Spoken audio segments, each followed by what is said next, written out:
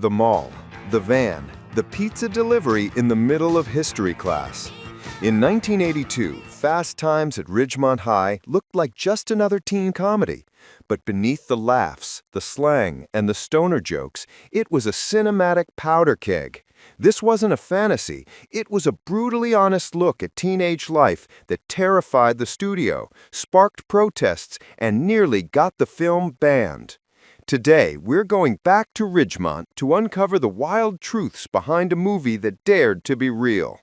If you love discovering the untold stories of your favorite films, do us a favor and hit that subscribe button and ring the bell, because you don't want to miss what's coming. Number 10. It all started with an undercover journalist. Before it was a movie, Fast Times was a risky social experiment. In 1979, a 22-year-old journalist named Cameron Crowe went undercover, enrolling as a student at a San Diego high school for a full year. He took notes on everything, what teens talked about when adults weren't listening, their fears, their first times, and their heartbreaks. The result was a raw, non-fiction book that the studio bought, hoping for a fun teen flick. Instead, Crowe delivered a script with abortion, awkward encounters, and emotional pain. The studio wanted a fantasy. He gave them a diary. Number 9. The studio hated the movie and tried to bury it.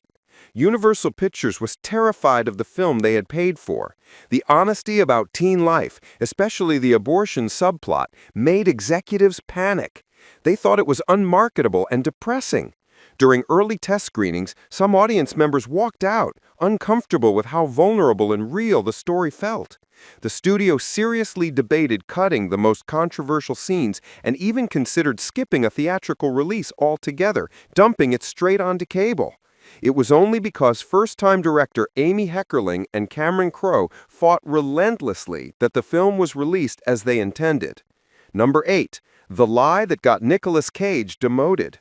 A 17-year-old Nicolas Cage, still using his birth name Nicolas Coppola, was desperate for a role in the film. Knowing he was legally too young for a major part, he lied about his age, claiming he was 18. The casting directors quickly figured it out when his paperwork didn't line up. Instead of landing the role of Brad Hamilton, he was demoted to a background part as a nameless fry cook with almost no screen time. It was a humbling start, but Cage used the experience to watch and learn from the sidelines. Number 7. Sean Penn became Jeff Spicoli 24/7. Sean Penn didn't just play the iconic stoner surfer. For the entire production, he was Jeff Spicoli. He refused to break character on or off set. He insisted that the entire cast and crew call him Spicoli. He signed his hotel receipts with the character's name, and he never dropped the spaced-out surfer slang. The performance was so immersive that his co-star, Forrest Whitaker, later admitted that he thought that was just how Sean Penn really was. Spicoli was originally a minor character, but Penn's hilarious and unpredictable performance was so brilliant that the studio demanded he be put in more scenes. Number 6. The fearless first day. Jennifer Jason Leigh delivered one of the most vulnerable performances in teen movie history as Stacey Hamilton. And her very first day on set was filming the movie's most emotionally raw scene, the awkward, heartbreaking first-time encounter in the baseball dugout. She was just 20 years old, and the scene required her to be emotionally and physically exposed in front of an entire crew. Leigh later said the experience left her shaken, but she nailed it, establishing the film's beating, honest heart before she'd even had a chance to settle in.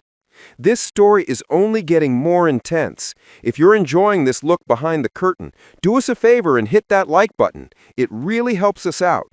And you'll want to stick around, because coming up we have the one scene that almost got the movie banned entirely. Number 5. The pool scene, Panic. It's one of the most paused scenes in VHS history. Phoebe Cates' slow-motion emergence from the pool in a red bikini. But in 1982, that fantasy sequence almost didn't happen. Universal executives panicked, worrying the scene was too explicit even for an R rating and would overshadow the rest of the film's emotional story. Director Amy Heckerling fought back hard, arguing that the scene wasn't about objectification, but about the awkward reality of teenage fantasy, which is why it ends so embarrassingly for Brad. She won, and a legendary moment in pop culture was born.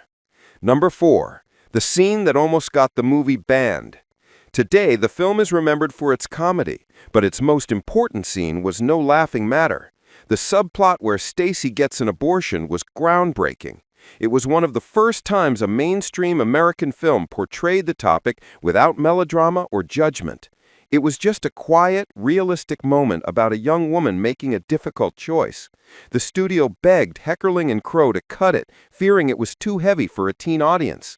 They refused, and in doing so, they cemented the film's place not just in comedy history, but in cinematic history. Number 3. The X-rating threat. The film's honesty didn't just scare the studio, it scared the ratings board. When Fast Times was first submitted to the MPAA, they threatened to give it an X rating, not because it was pornographic, but because it was too real. They were shocked that the film showed teens having sex, using drugs, and getting an abortion without being morally punished for it. An X rating would have been a commercial death sentence. After a few minor trims, the filmmakers managed to secure an R rating, but the initial threat proved just how dangerous the film's honesty was in 1982. Number 2.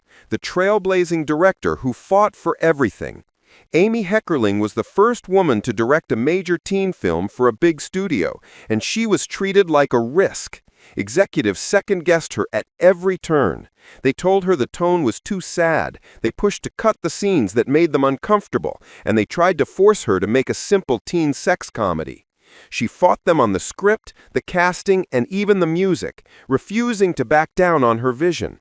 She wasn't just directing a movie, she was fighting to tell an honest story and keep her voice intact in a system that tried to silence her. And number 1. Hollywood learned the wrong lesson. After Fast Times became a surprise hit, Hollywood rushed to copy its formula, but they took all the wrong lessons. They saw Spicoli, the nudity, and the jokes, and greenlit a wave of raunchy teen sex comedies like Porky's. But director Amy Heckerling was devastated. She never intended for Fast Times to be a comedy. To her, it was a drama about how teens actually lived. She felt the industry turned her honest portrayal of heartbreak into a punchline. What makes Fast Times a classic is that it had laughs, but it was never laughing at its characters. It was listening to them. Fast Times at Ridgemont High started as a secret diary and ended up shaping an entire generation's idea of growing up. It showed us the awkward, messy, and quiet moments that no one ever talked about, and it did it without flinching. If this gave you a new perspective on a film you thought you knew, let us know which fact surprised you the most in the comments. Thanks for watching, and in the words of Jeff Spicoli himself, all I need are some tasty waves, a cool buzz, and I'm fine.